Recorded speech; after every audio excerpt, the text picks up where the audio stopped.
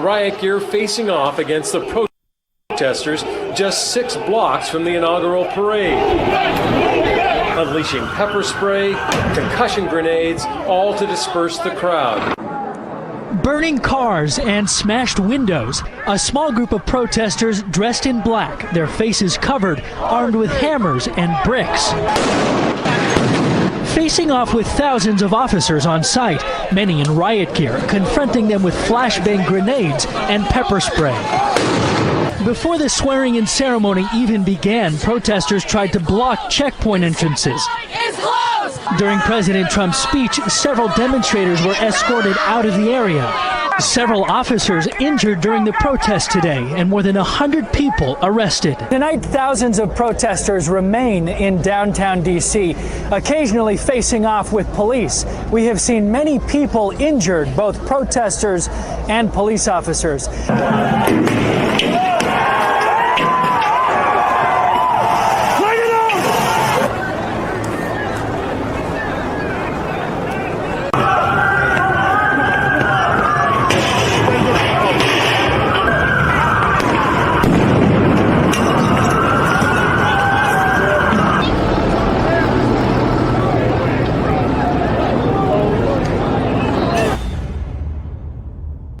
Now that was a national security threat. That was mass rioting, looting, burning of cars, buildings, private properties, businesses, people getting punched and kicked in the street. But that was not the 6th of January 2021. That was January the 20th. Not in the future, but in the past.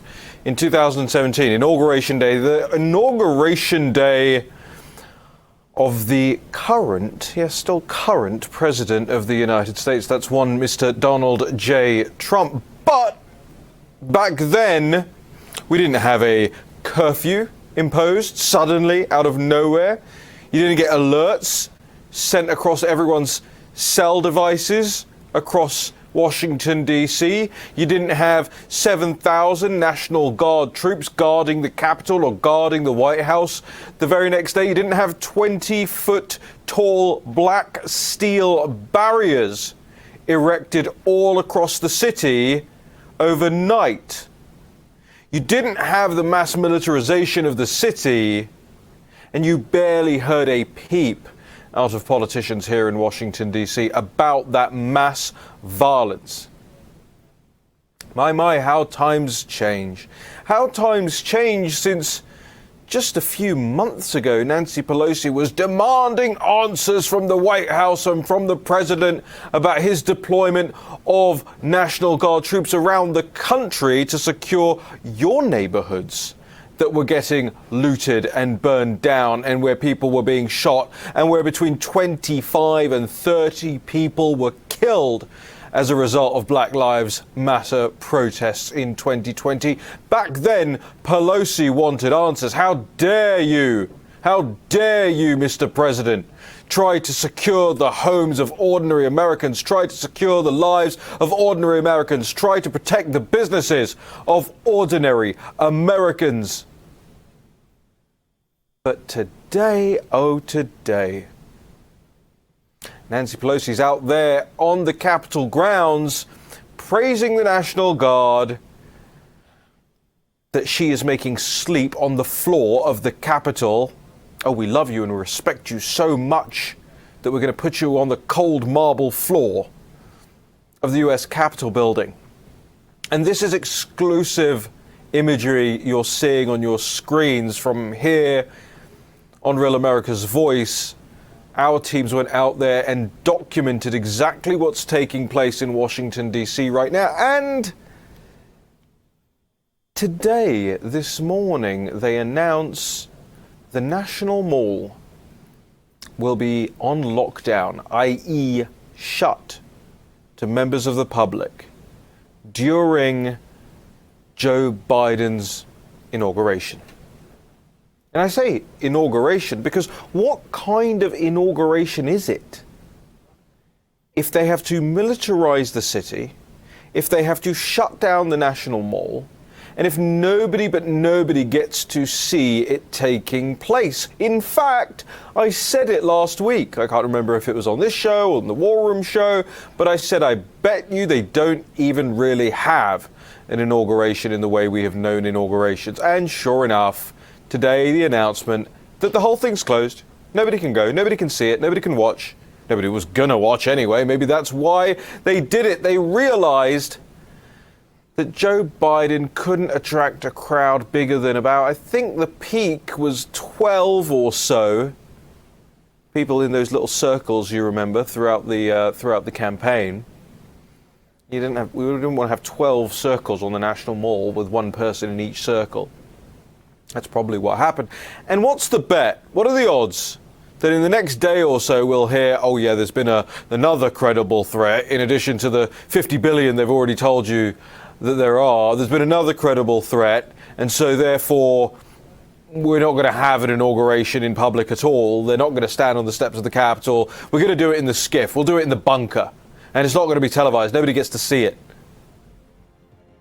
I'm not saying that there aren't very bad people out there planning to do very bad things. There absolutely are. There have been for years. You saw them on your screens just a moment ago. And I'm not saying that they're only left-wingers or only right-wingers.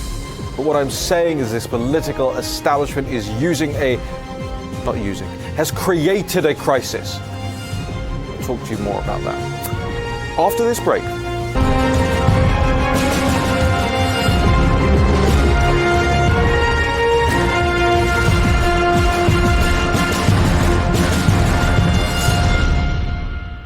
All right, welcome back to the National Pulse. We've got lots to go through today and a lot of great guests on the program, so stick around. I wanted to clarify something. I have mentioned several times over the last 24 hours that we'll be bringing you more information about our investigations into what happened on January the 6th. We're not quite there yet for me to present all of the information, but we'll talk to you a little bit about it later on in the program, what we're finding out, and especially what my suspicions are. There's just so many people and obstacles in the way. Of course, the Capitol Police don't want to talk about what happened inside. The National Guard obviously won't talk about what happened outside. Mayor Muriel Bowser's office won't return answers to emails, and lots of people are trying to get more and more information out. And by the way, I noticed that Just the News at justthenews.com has some great reporting about it as well. So we're all working as hard as possible to try and get to the bottom of it, because guess what? The official narrative doesn't make sense, and I'm not the only one to say so anymore. Oh yeah, I have been pilloried and mocked and derided, as usual, story of my life, for going out, putting my neck out and saying, the official sequence of events doesn't make sense. And we put the timeline together and all of that. I was the first one to write the big article, the big takedown of the official narrative. I know the president went through it all as well, our reporting here on the National Pulse. And yeah, now CNN. You've seen CNN all day? Of course you haven't. But the CNN website, the CNN news, fake news channel, are now admitting that this wasn't something that happened because of what the president said up on that stage. This wasn't something that happened because people dashed across town hearing the first 5 minutes of the president's speech and then deciding to smash windows and in some cases walk very calmly into the building. I laugh. It's no laughing matter when you think about it, when you think about the level of gaslighting we're going through here, and indeed the loss of life that we saw on that day. Those things are not laughing matters. But what is a laughing matter is the way that the establishment thinks we will just kowtow and go, yeah, you must absolutely be right. The official narrative is correct. You know, people went to the ellipse and then sprinted, that's me sprinting by the way, sprinted across town, picking up things along the way, maybe building a pipe bomb while they sprint. Oh, where's the RNC? I don't know, we'll leave it over there. That's obviously not what happened, but that's what the establishment told you happened in the immediate aftermath. They're changing their story now. I'll get onto that in just a second. They're changing their story now. But that's been the narrative up until this point. People were so incensed, so aghast, so angry, that the president said go and peacefully protest and cheer on your congressman, that they sprinted across town and built pipe bombs along the way. No, that's obviously not what happened. And that renders the impeachment that we saw a total farce, a total fraud. We knew that in advance. This audience certainly did. But unfortunately, there are still people around the country who believe it, and it's not just the rabid left that are in their corner and not budging for ideological reasons. There are also other people that believe it. I'm sure you have people in your family or your friends or acquaintances at this point who believe that version of events. I've seen people, conservatives on my Facebook feed who I thought were thoughtful people, saying, oh, isn't it disgusting that the president made people riot? They're not friends of mine on Facebook anymore, by the way. I want to bring Natalie Winters into the conversation here. Natalie, in addition to all of this that we're dealing with, we're also still trying to dig and get to the real news about who these people are that Joe Biden is bringing into Washington, D.C. starting January 20th. So tell us about the latest. Sure. So Thomas Zimmerman, who is set to serve as a special assistant to Joe Biden for the Presidential Personnel Office. For those of you who aren't familiar, that office really is kind of the human resources department of the White House. They get to oversee every agency, every department, who's staffing it, who's heading it. As Reagan and I believe in the administration said, personnel is policy. So it's a very, very important agency. And unsurprisingly, this individual has, believe it or not, ties to the Chinese Communist Party. So Thomas Zimmerman actually served as a fellow at the Shanghai Academy of Social Sciences, which our own FBI in 2019 designated as a, quote, front group for Chinese intelligence collection and overseas spy recruitment. So this quote, really damning quote on this institute came from a 2019 to 2020 investigation on the Shanghai-based school because an American former, I believe, Defense Department official had actually been contacted by researchers from this think tank to really sell documents pertaining to U.S. national security, U.S. national defense. He was later arrested and is set to serve a 20-year prison sentence for doing so. Nonetheless, this individual, as I said, Thomas Zimmerman, will be determining who will fill a Biden administration, determining personnel as one of the top advisors for this department. And interestingly enough, he also leads the National Security Transition Team agency within the Biden transition effort. And on his bio on the Build Back Better website, they conveniently omit any reference, any mention of the fact that he used to lecture in Shanghai to a host of Chinese Communist Party funded and controlled think tanks that have overt ties to the Ministry of State Security. Natalie, it's not the only one we've seen. We're surely going to see a whole lot more of these people who have clearly been compromised. These are just the ones that you managed to get to. If the rest of the media took their jobs as seriously as you do, we may actually figure out that the whole Biden administration is going to be staffed with people who were either working for or with, Chinese Communist Party organizations that are, I want to say prescribed, but flagged, right? At least flagged by U.S. intelligence. And here's the thing. It's not like U.S. intelligence is particularly right-leaning anymore. It's not like U.S. intelligence is particularly on the side of President Trump or the America First people. So they've got no real dog in the fight of this. Natalie, I wish we could keep you around longer. We're running short on time here. We'll come back to it. I know you've got more investigations going on. We'll come back to it later on in the week, although I guess it is later on in the week. Maybe early next week as well. Natalie Winters, their senior reporter at the National Pulse, bringing us the latest information of who will serve in Joe Biden's administration. And it appears to be, time and time again, we are finding the most scurrilous, heinous and close, I will describe them as close, links to the Chinese Communist Party. We'll be right back after this short break.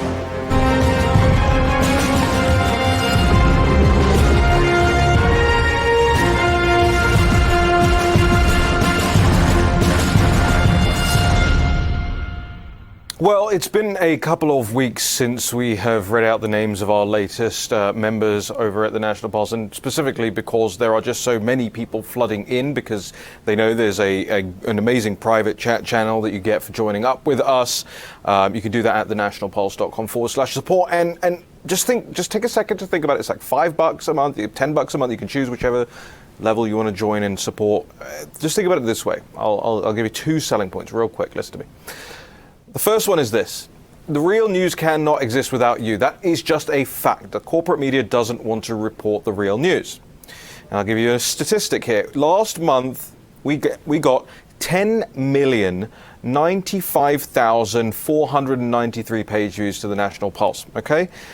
More people joined. That means we can do more stories. It gives us more resources. We can do more reporting. Okay, more exclusives, more things that the media won't report to you. So page views, I'm doing this in real time, by the way. Page views this month, it's January the 14th, already 7,198,986 visits to the site. And thank you to those of you out there who have helped us grow to that level. Let's double, triple, quadruple down on that. Head on over to thenationalpulse.com/support. Do it right now. Thank you. I want to bring into the conversation the president of the Claremont Institute, Ryan Williams.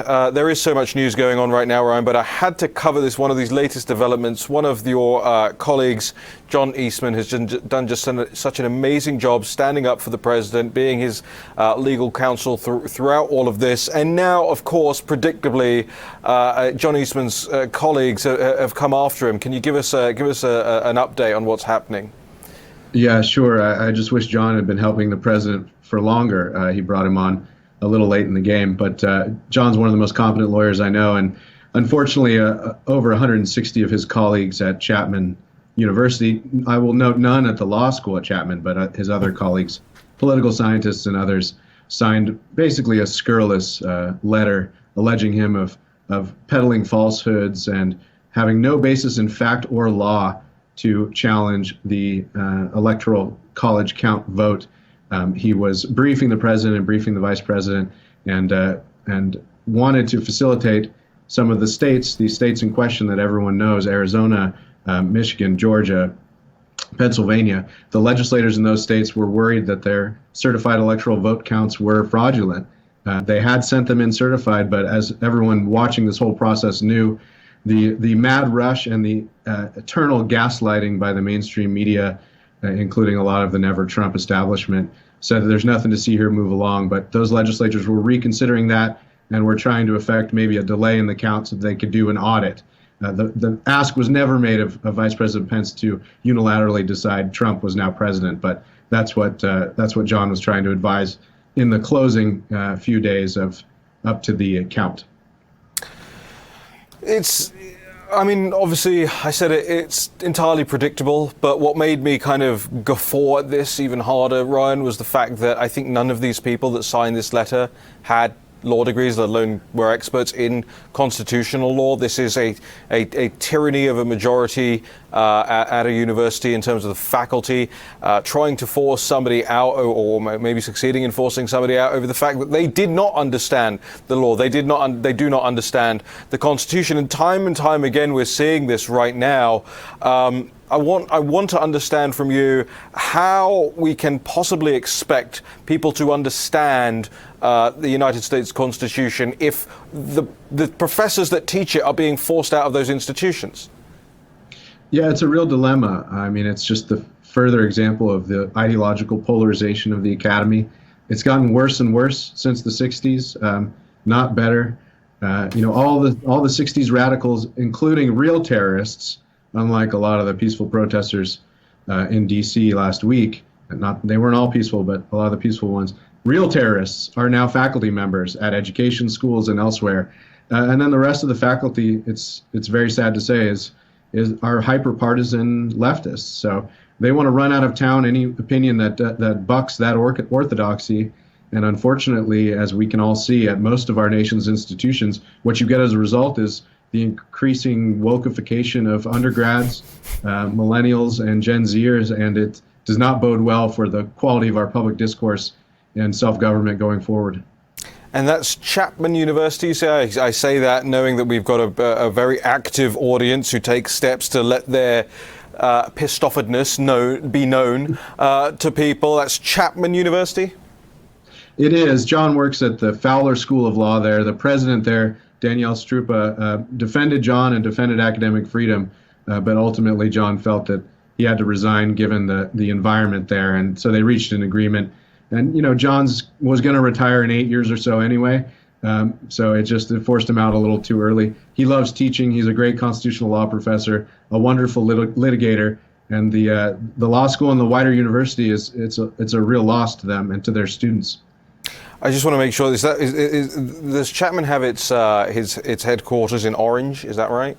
Yeah, it's in Orange, California, eastern edge of Orange County. Yeah. Yeah, and that's telephone number 714-997-6815. That's 714-997-6815. Be perfectly polite, but let Chapman University know that we don't appreciate their faculty bullying people for understanding the United States Constitution. Ryan, you are also the publishers of the Claremont Review of Books. I like to call it the intelligent National Pulse.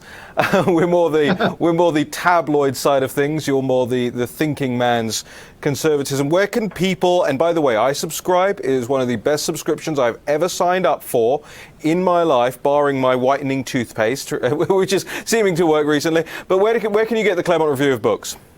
It's at ClaremontReviewBooks.com. Our institutional website is Claremont.org, and The American Mind is at AmericanMind.org, a digital punk rock version of the Claremont Review of Books. It's absolutely fantastic. It's phenomenal. I thank you for your time today, Ryan. Please send our best to John Eastman. I will. Thanks, Raheem. Thank you. Well, we got a couple of sad stories in amongst all of this, and that really is one of them, because John, in addition to being just a fantastic lawyer and professor, is just a stand-up guy. I want to make sure also that you do know that you go to the Claremont Review of Books at CLAREMONT,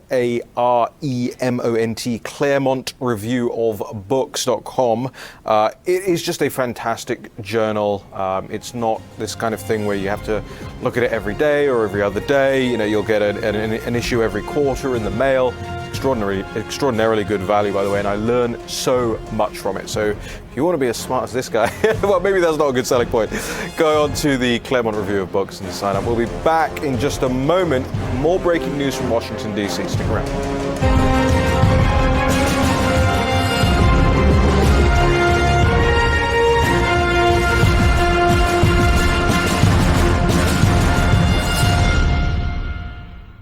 All right, welcome back to the National Pulse. Now, I've talked to you a lot, and I'm sure you're seeing in other places, the scenes from here in Washington, D.C. It extends all the way from downtown here. I couldn't even get here in good time because all the streets are closed. I had to go all the way across town, but via Virginia to get back into downtown Washington, D.C.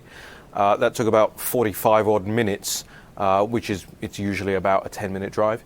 They're shutting everything down because Joe Biden can't attract crowds. Because they have credible threats or whatever the latest excuse is, right? And it's all the way from downtown in Washington, D.C., all the way to Capitol Hill.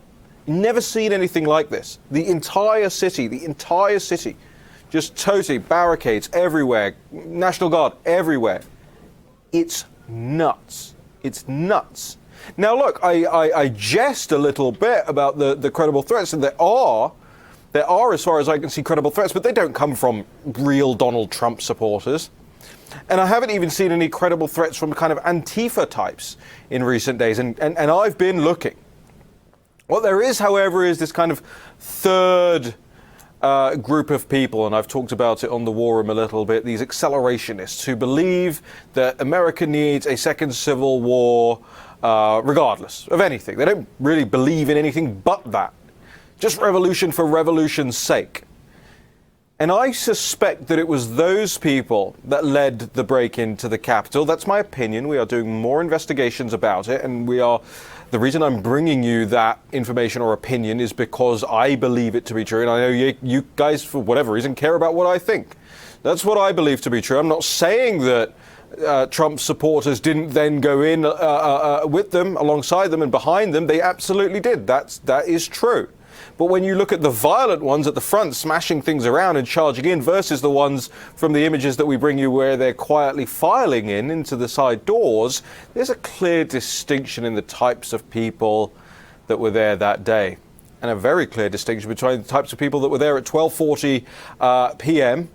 and the people that arrived at 2 p.m. from the ellipse after the president's speech. And I realize that I sort of am starting to sound like a broken record, but I need you not just to internalize this. I need you to become evangelical about this information. Because what I am telling you about the timeline, what I'm telling you about my experiences out on the streets on that day are absolutely concrete facts. But yes, it is my opinion that there is this third group of people out there that are seeking to cause trouble.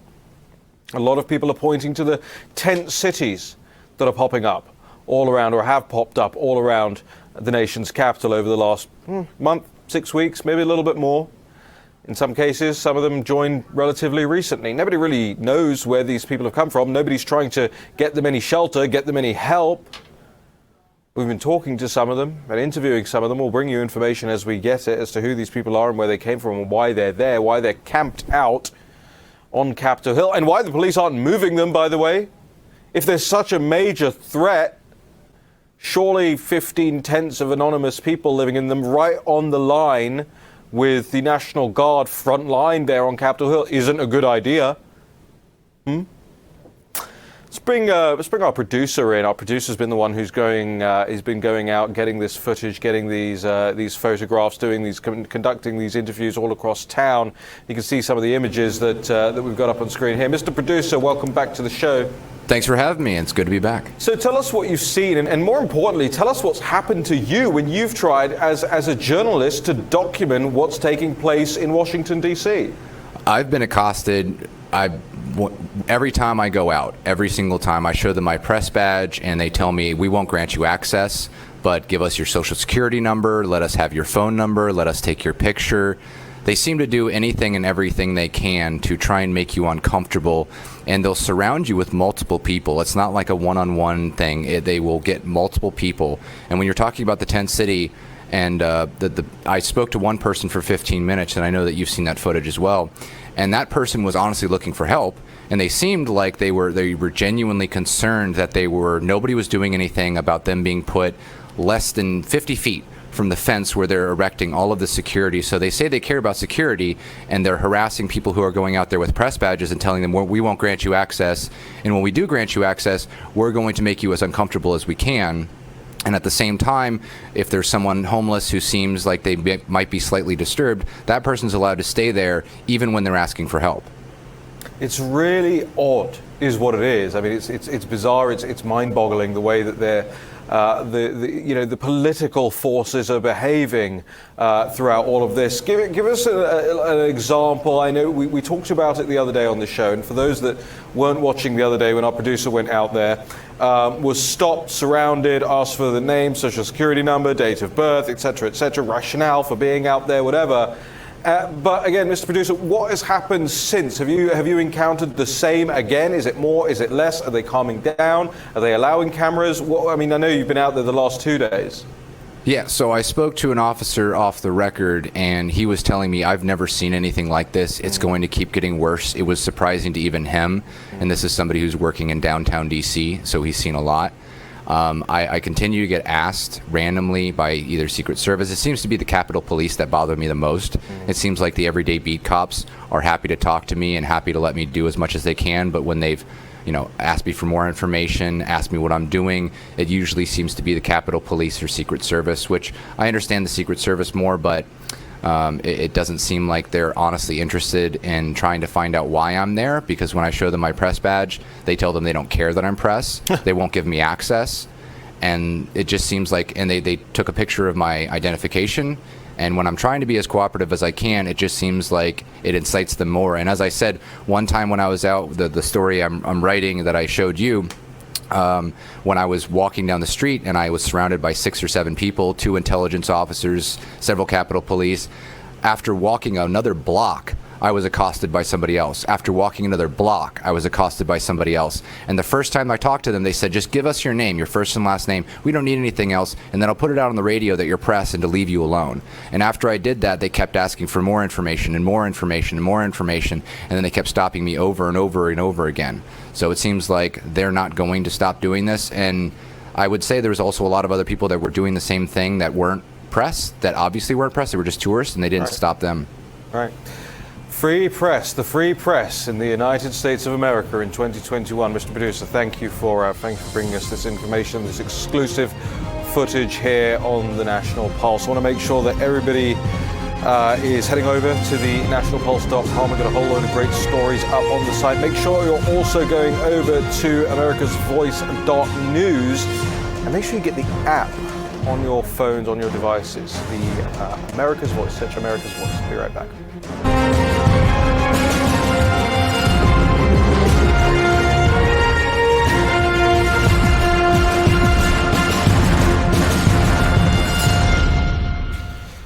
Welcome back to the National Pulse. I want to bring in former Congressman Dave Bratt, good friend of mine, into the discussion here. And I want to ask a question, Dave, immediately.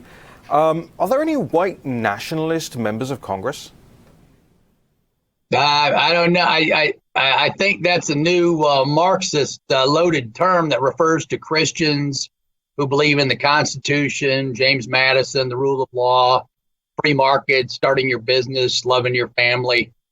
And I think the left has just loaded some terms. And now it's fairly remarkable, though those loaded terms are labeling half the country, which doesn't seem to be strategically smart. It's a short run play that may work, but not smart. It was a pretty short hop, skip, and a jump from basket of deplorables to domestic terrorists, but I think we could all see where that trajectory was heading. The reason I ask about whether or not there are white nationalist members of Congress is because some of your former colleagues and some of the new freshman members in the Congress have referred to some of your former colleagues as white nationalists and said that they were afraid on January the 6th to be in secure areas with those other members of Congress for fear that they would inform militias about their position so that they could be kidnapped. There was an entire, I think it was about 45-minute long AOC Instagram live stream where she cried about fearing for her life and thinking that she was going to be abducted in the U.S. Congress the other day. And my question to you is this: these people are clearly loading up on the pathos of all of this. They are really clearly abusing their positions to further a narrative that the evidence doesn't bear out about what happened on January the 6th, but there isn't any sign of them slowing down. I mean, they impeached him for the second time yesterday in record time. I think this time it took about 21 seconds. But Congressman, where does it go from here? Because I don't think anybody real across the country really wants to see Congress behaving like this. Yeah, well, if you some detail, go back to the book, The Closing of the American Mind by Bloom. Look up values, read his section on Marx and values, and then Nietzschean values and Max Weber if you want a full accounting. But in short, that's the manual, right? The Marxist language. Marx was absolutely correct about one thing. He shares with the Judeo-Christian tradition, and that's kind of the total depravity of humankind and the economic incentives that are at play. So when the reporters are using the language you're talking about, they're doing that because when they use that language, they're going to get a pay raise. And Marx, of course, the critique of Marx that holds is that everyone's subject to his logic except for the left. And that's the irony of ironies. Now the top 6 tech firms in the country, all run by leftists who are canceling other people, have a market cap, right? Market capitalization, they're worth more than all of the European stock exchanges combined. The 6 firms, the 6 U.S. tech firms, are worth more than all of the European. And so the Marxist logic never goes in the mirror because it would slap you back in the face if you're a Marxist. The leftists have the billionaire class, and they put a few people on the identity politics, put them on your board, give the left a few $1,000,000 while you're making billions. And that's the payoff. And then the press is owned by all these lefties, of course. And you've documented all that. Congratulations to you on your news and reporting. It's very important to show that and name that, but people don't know that yet. And so why do the reporters say that? Because they're rewarded economically. Virtue, the old virtues are not in play. And in fact, you'll see in Nietzsche and et cetera, the deeper thinkers, when they say God is dead, it was not a cheap shot. They're saying that God is dead. In Europe, in European philosophy, God was dead, that there's no one in the European churches. And when he talks about revaluation, the revaluing of all values because God is dead, the left is recreating the new values with the new language. And that's a serious analysis that they put in play. And we need to pay attention to it. And even the term values, when you see it from business ethics and whatever and all this kind of thing, that's nonsense. It's a replacement of the Judeo-Christian concepts of good and evil. Those are gone. They have been replaced by all these values like, I'm concerned, I feel your pain, I care. Right? Yeah. These are the value-laden, emotion-laden terms that are being used by the left to replace good and evil because they cannot sustain that attack. And Dave, in my home country, the NHS is more important than the people who use the NHS. You know, the institution is more important, and it does. Again, it comes back down to what you were talking about. You know, there is zero. You know, God is dead as far as they're concerned, and therefore there's no benefit to life or being pro-life, and therefore it's all pro-human institutions, pro-Marxist institutions. I always come back to this one quote, but I'll give you the longer version right here. It says, there will be no curiosity, no enjoyment of the process of life. All competing pleasures will be destroyed. But always, do not forget this, Winston, always there will be the intoxication of power, constantly increasing and constantly growing subtler. Always, at every moment, there will be the thrill of victory, the sensation of trampling on an enemy who is helpless. If you want a picture of the future, imagine a boot stamping on a human face forever. Yeah, that's right. And it's consistent with the left. If you look, the true, the beautiful, the good, the arts, the left is not producing music anymore. They're not producing beautiful art, and they don't smile. They don't enjoy life. So what you said, it's all the pursuit of power, and they're miserable. If you go to Europe, they're all they're not a happy crew right now, and we're turning that way. There's time left for the American people to reclaim goodness. Well, they're all locked down, fully locked down, can't leave the house. The British government is now talking about making it even more illegal to leave the house, i.e. once a week only. And if you didn't do enough shopping for the week in that one trip, then tough luck. That's it. I mean, this is exactly what that quote is, right? There'll be no curiosity, no enjoyment of the process of life. Dave, stick around. I want to talk to you more about everything that's going on. We're going to go to a quick break. Dave Bratt, former U.S. Congressman, will be back. More National Pulse in just a second.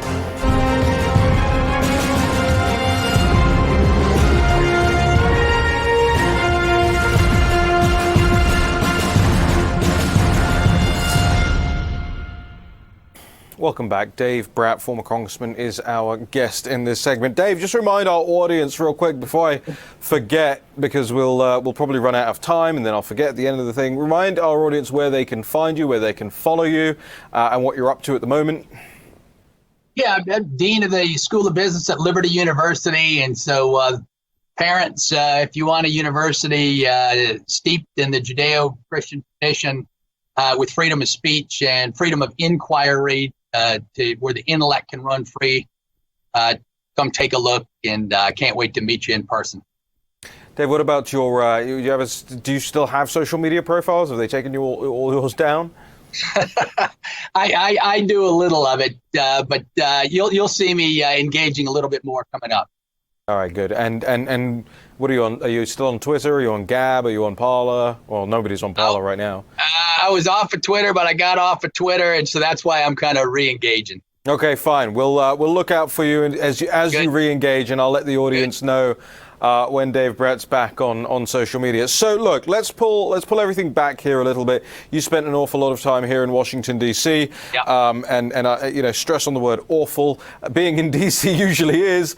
And I don't know. Have you been around recently in the last couple of days when all of the barriers and the shutdowns have been occurring? It's absolutely soul destroying, but then that's exactly what they're trying to do with all of this. You know, Roger Scruton often commented on how the built environment created, the auspices under which conservatism could flourish, or the foundations within which conservatism could flourish, and the mind was naturally drawn to attractive architecture and would be naturally drawn to conservatism as a part of all of that. They're now doing away with all of it. You saw President Trump making some attempts a couple of weeks ago to sign an executive order saying, hey, federal government buildings need to be classical, traditional, good looking. What a crazy thing to believe in. But just tell me, from what you've seen on social media, what you've seen online, what you've seen on the television, about how Washington, D.C. looks. I mean, did you ever imagine we would get to this place? No, it's just a monochromatic thesis statement, followed by the art, followed by the scripting, followed by the backdrop. The script has to do with the implosion of the right wing, and they're putting the entire military in place to back up that script. It doesn't match the reality, but the left is good at choreography, and this will pass. And the American people, I have been amazed that very intelligent people in the suburbs across the country have gone along with, the $30 trillion in debt now, the run up of the Green Deal, all the policy that's going to come down the pike. And it's hard to believe. And then small business, who's been just ignored. The stories are coming out day by day, just heartbreaking stories, and no one can. And the market still goes up. Because the Fed is throwing money left and right, and so there's some liquidity to sustain us, but there's not a real economy underneath it. And so we've been miseducated. There's a gigantic bubble, right, in equities, because the money doesn't have anywhere else to go. And the left has designed all of this. They've taken over all the institutions. Higher ed, K to 12. Dave, we're up against the end of the show, so I want to make sure I get your thoughts on some other things here. I know you're an economist and you're very passionate about it. We'll get you on for another segment to do a whole thing about because I agree with you, by the way, big bubble that's being inflated right now. But here's the thing. Where does the America First movement go on the back of all of this? Because I look at some of the chicanery within the party from people like McCarthy and McConnell and people who were very quick to turn their backs on the president despite riding his coattails for the last 5 years. So where does the party go? Got about 2 minutes here. Yeah, well, they haven't been sincere throughout, right? I mean, we started off with a health care bill, which wasn't a health care bill. The Obamacare repeal wasn't a repeal. It was a Medicaid bill. And we started off not telling the American people the truth. The Republicans had the House, Senate, and the White House. And so from that failure, that leads on to these failures, because your representatives didn't represent what you wanted. And so the America First thing, the irony is, right, the rest of the world seems to be doing better with America First. It doesn't mean that we don't have friendships. It just matters that the nation state, right, the Westphalian system, the Westphalian nation state system that served us so well is coming back under the Trump regime. But now with the left, the globalists will reassert complete authority. The supply chains all go back to China because there's money to be made there. And boy, are we in trouble. Blood money to be made there. Boy, are we in trouble. Yep. Yeah, blood money to be made there. Dave, it may be time to bring back Dave Brett, the wrecking ball, to teach these people the lesson that you had to teach Eric Cantor all those years ago. So we hope to see much more of you. Dave, I just want to get your thoughts on one more thing. Can we get this picture up on the screen? Because I think this should be the future of the of the moon right here. Do we have this? Do we have this image? Producers, do we? Like, look, okay, this is what I want to see in the future, Dave. I don't know if you can see that. Always dapper, very nice. but you're right about the primary challenges. Don't understate. Don't undervalue yourself, people. Listen out there, young people, do not undervalue yourself. Everyone will tell you you can't do it. You can do it. Have faith in God. Have faith in the country. Have faith in your friends. And start meeting with your friends. Build a strong foundation with your friendships with other people, your churches, your families. Unite around good ideas and friendship. And that's what makes America great, is having good friends that have shared values and a faith in God. And we'll get through it all. Very important to have that faith and that support network. Dave Bratt, thank you so much for joining us here today on the show. Yeah. God bless. Thanks. Really appreciate it. Okay, ladies and gentlemen, make sure you're sticking around, staying tuned here on Real America's Voice. David Brody and the Water Cooler are up next. I want to take a second to say a very special thank you to all of you who are joining up. We actually have, by the way, if you go to what's it called? Stop the Censors, stopthecensors.com. Fill in your email address so that if we're taken down from all of our platforms, we can still communicate with you. Make sure you're doing that. We have some great swag out later today for the National Pulse. Perfect call, perfect speech, perfect president. Now I am obligated to put this thing on the screen, countdown to the inauguration. So I'm very sorry about these faces you're going to have to look at, but hey, it is the news after all. It will be happening. We'll see you tomorrow.